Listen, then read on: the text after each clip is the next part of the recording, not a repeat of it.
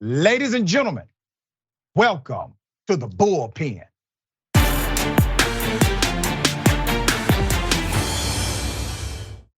So I'm looking at this Atlanta City report from the HR department on why you guys decided, one, to investigate my mom for a video that I made, and two, to go on ahead and fire my mom for a video that I made. Retaliation is against the law, believe it or not. So while you guys are going through all of these procedures, violating all kind of SOPs to find out which ones she violated, you broke all kind of laws in the process and continue to do so with a straight face. Yeah, it is against the law. That's what happened. Absolutely. We covered this story last week. This story, because of you has gone viral. Many have reached out to me expressing concern, some of my friends from the APD included. We have Miss Frost, Rhonda Frost, on the program to talk about what happened to her, and also her daughter, Miss Hall, who made that video. Thank you both for being on the program. I wish it was under better circumstances. How are you? Good, fantastic. How are you? Doing well, doing well. Let me first get into what was the genesis of all of this. Ms. Rhonda Frost, you were the Assistant Deputy Director of the Public Affairs Division for the Atlanta Police Department. And your daughter, who is not only a law student, but also a very outspoken advocate, activist, broadcaster, she makes a video. Well, she makes videos because it's part of what she does. She's outspoken. She speaks up for people. She wants to be an advocate. That's why she's in law school. She makes a video about what that set things off. She made a video about the Chaka Zulu incident that happened last summer and the charges that APD took against him. Okay, and Ms. Hall, let me ask you, give us the nature of your video. Why was that video so controversial according to the police? Well, the police were under the impression that nobody else had access to the video, I'm assuming. And that when they put out their charges of murder, that it wasn't gonna be challenged until it got to court or until the DA decided to indict or not. However, I also have contacts, and I didn't understand how somebody could be shot in the back and no one else be charged with anything except for Chaka Zulu, which made me start my investigation process. And then when I saw the video, I was mind-boggled. I was like blown. I was like, hold on, how is it humanly possible that someone came to, or 5 men actually came to his place of business, accosted him, stopped him on his way back into his place of business, and proceeded to jump him, stomp him into the ground. And then when he got to his feet, after being pushed in the back one more time by the person that originally punched him in the head, they said, oh, he's the only person that's charged with anything. I mean, those men not only beat him to the ground, but beat a female to the ground, punched her in the face multiple times. She had to go to the hospital and has had fractures to her face and other things that I was able to pull on a different police report. And in my mind, I thought, how could APD get it this wrong? So that's what started it all. The irony of that video speaks to a dynamic that we covered when it first happened. Chaka Zulu, the longtime manager of Ludacris and others, was clearly harmed. I mean, the man was in the hospital recovering. Pictures were taken from the hospital. We were all rooting for his survival. Mm-hmm. And as we are updating this on my radio show and here, we then hear, wait a minute, he's charged with the crime of self-defense. And we did not understand this. And then there's a video that comes out. This video was not released by the police department. They assume, I guess, Ms. Frost, that you had something to do with that because of the proximity of your relationship with your kin being your daughter. So talk to us about that aspect of it. So the day that Shanae's video came out, I was sitting at my desk at the Atlanta Police Department in the public affairs office, and there was a barrage of media inquiries that came in at that time, and many of them were saying, can you validate this link to this video, regarding Chaka Zulu? And as soon as I clicked on it, it went straight to Shanae's Instagram page. So obviously, as the deputy director of public affairs, clicking on such a high profile thing and knowing that that's my daughter. It was a little awkward, if I could use that word, or probably highly uncomfortable. But I just knew that, once Shanae got involved, she was gonna do what Shanae does. And that's fight for justice. And so I was between a rock and a hard place. I can't imagine the kind of position you were in, but I said this in my initial coverage of it. I was actually very proud of you for not doing the, hey, don't do this, you're hurting my job, or don't choose this career as adverse to the career that I have. You have allowed your daughter to be who she chooses to be and to engage in advocacy the way she chooses to engage in advocacy. I think that's highly commendable. So in this moment, you see clearly that your daughter has been able to utilize her contact, her expertise, her ability to get things done when others cannot. And she got a video. And that video provides a very contrary narrative to that which was offered by way of APD to the media. What do you do next? What happens? Well, so I'm not sure if you saw, but there was a series of videos. And so eventually Trayvon got indicted for assault, aggravated assault and battery. So that happened from those videos, which again, that was not through APD. So the videos being out and released, the DA saw it and she went on ahead and did a grand jury indictment. So on top of that, I actually reached out to the mayor. I reached out to the chief of police himself. I reached out to the chief of homicide. I reached out to the DA's office. I wrote them all letters and I asked the same question. How is this possible? How can you charge Chaka Zulu with murder and no one else with the crime? What people may not know is the guy that shot Chaka also shot his friend twice before he shot Chaka. So I'm like, wait, isn't that not reckless endangerment? Is that not any other crime? He literally shot him in the arm and on the side. And if you watch the video that I put out, you'll see him take off his shirt and try to make a tourniquet on his arm.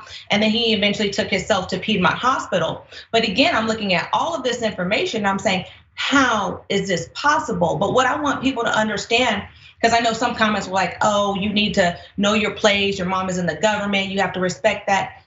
Our place, if we want change, is to stand up and say something. It shouldn't have to be you before you speak out. If you wait till it's you, it's normally too late.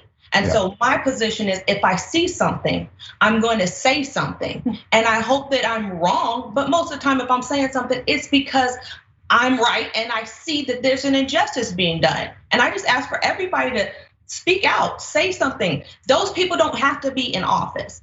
Shearbaum, he doesn't have to be there. He was appointed by the mayor. If we don't like it, the mayor can go and he can go.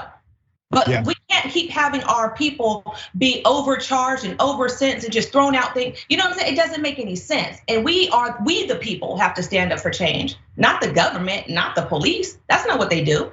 Right. And it's amazing how many police officers, even at Indisputable, we work with police officers who are whistleblowers. And some of them work inside of their investigative divisions for internal affairs. And they will say, hey, we can't make this case stick, but you all can. And here's the information. And they will provide us the information. And we will keep our relationships secret. It's called anonymity. You have that when you go to a reporter and you have a source. So they wanted to know, Shanae, how you got this video. They wanted to know who gave it to you. Then they wanted to, I guess, did they want to pin it on your mother? Or was it just retaliation, period? No matter what, they just want to retaliate. Well, I think the thing is that first I got it from a source. I know people who know people. So I'll just keep it at that because they also asked me not to disclose where I got the video from. But the biggest thing is it was in the report, it literally said Rhonda's daughter made APD look bad. It was damaging to our reputation, to our image. It made them look incompetent. And so you can't go after me. So I thought maybe they thought if they go after my mom, I'll stop talking. As you see, that's not how that went. Right, not at all. So let me go to you, Ms. Frost. What was the response like from your colleagues at APD when it was discovered that this came from your daughter? Well, the same day that it hit the airwaves, the director in my office, she knows my daughter, so she immediately met with all of the mayor's team and the police chief and all of them. So very quickly they knew it was my daughter, and my work environment changed pretty dramatically from that day forward. And then it just got really difficult come November, which is when I filed a complaint and said it's a hostile work environment. And I asked the assistant chief for help, like, can we have a meeting because this is really getting bad in here. And the next thing you know, I'm locked out of the building and now have lost my job. So that's how dramatically things unfolded for me. And yes, in the investigative report, it looks to me very clearly that they tried to pin that on me. They did an investigation on me. I didn't know anything about it. And they couldn't find anything because I didn't do anything wrong. And my daughter has tons of sources. She doesn't need me to get information, nor would I jeopardize my job in the first place. But to find all of that out after I had committed 4 years to that agency, pumping them up like they're different than any other police agency. Clearly they're not. They are just as corrupt as anyone else. And to find this stuff in writing that they investigated me and then eventually fired me because my daughter brought negative attention on them by telling the truth.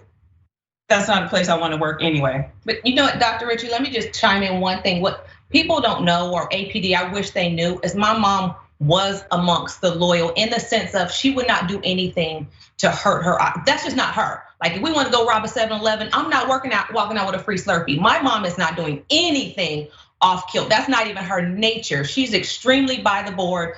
I couldn't by the book, yeah, straight across the board on everything. And so everything, she didn't even know about the video. She literally found out about the video after I put it on Instagram. And she called me, and I appreciate my mom because she's always been like that. She said, you know what?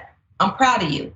I know my job is in danger, but I'm proud of you because you did the right thing. And that's who I've been since I was 11, whether it's the NCAA that I'm standing up and fighting against, people getting their likeness, or in 11 years old, and they called and told my mom I wouldn't stand for the Pledge of Allegiance. And I said, when there's justice for all, I'll stand. And that's just who I've always been. Yeah. That's a very beautiful thing. And obviously, the atmosphere that you were raised in allowed you to engage in your higher self. And sometimes we don't realize how important that part is in the development of who we are as people, who we are as human beings. Ms. Frost, I want to ask you, what was the nature of your job? If you could explain your job in a nutshell, what did you do for the APD? Well, as Deputy Director of Public Affairs, I was second in command in that unit. We fielded media inquiries. I was responsible for telling the good news stories, right? I'm a writer by nature. So I was the primary person writing good news stories, telling the heroics of officers and things like that. And I did a pretty good job at sharing that information with the public. But primarily it's media responses, telling the APD story, really trying to paint the picture that the Atlanta Police Department is different than other agencies. They're about transparency and truthfulness, et cetera. And until they weren't. Yeah. Until they look like everybody else today.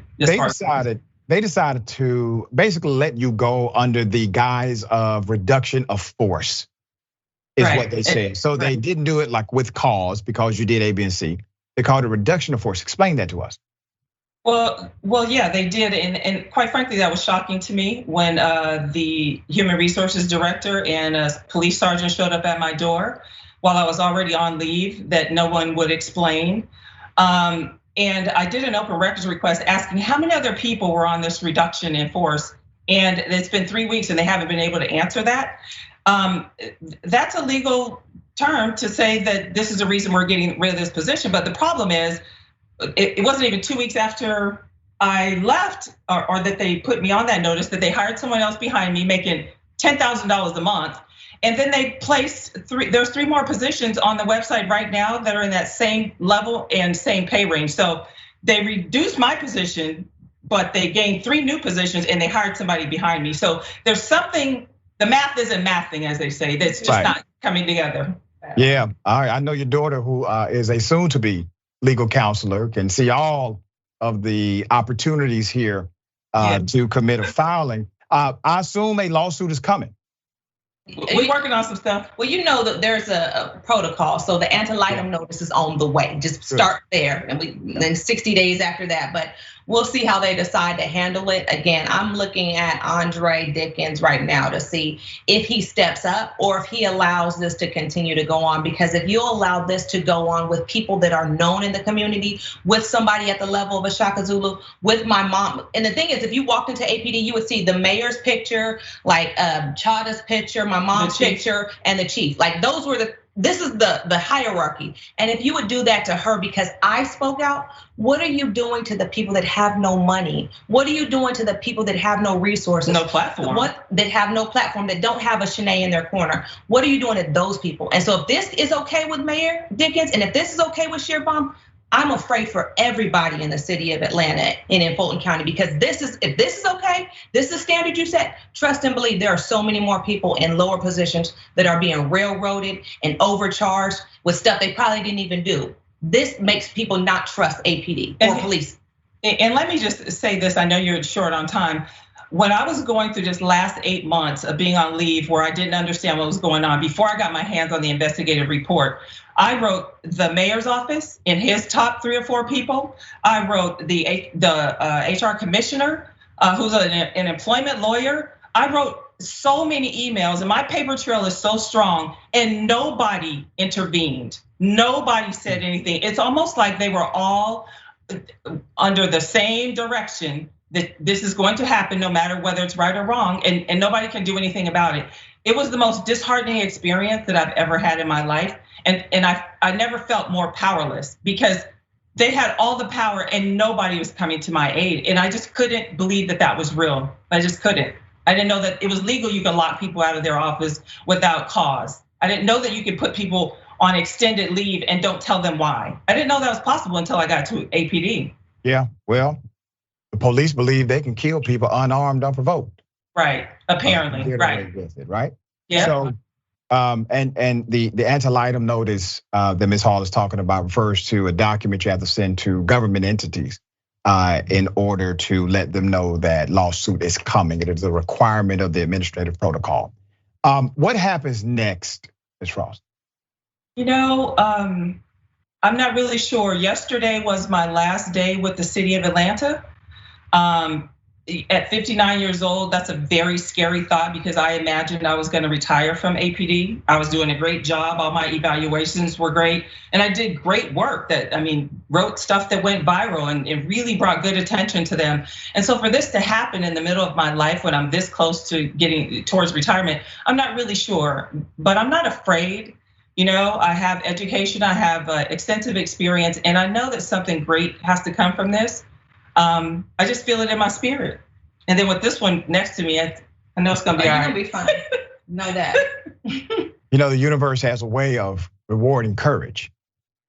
It has always been that way. And God is no respecter of persons, so it doesn't matter your position or title. Right is right, wrong is wrong. Yeah. And we are thankful for both of you sharing your story. And we will bring an update as soon as it comes, all right? Yeah.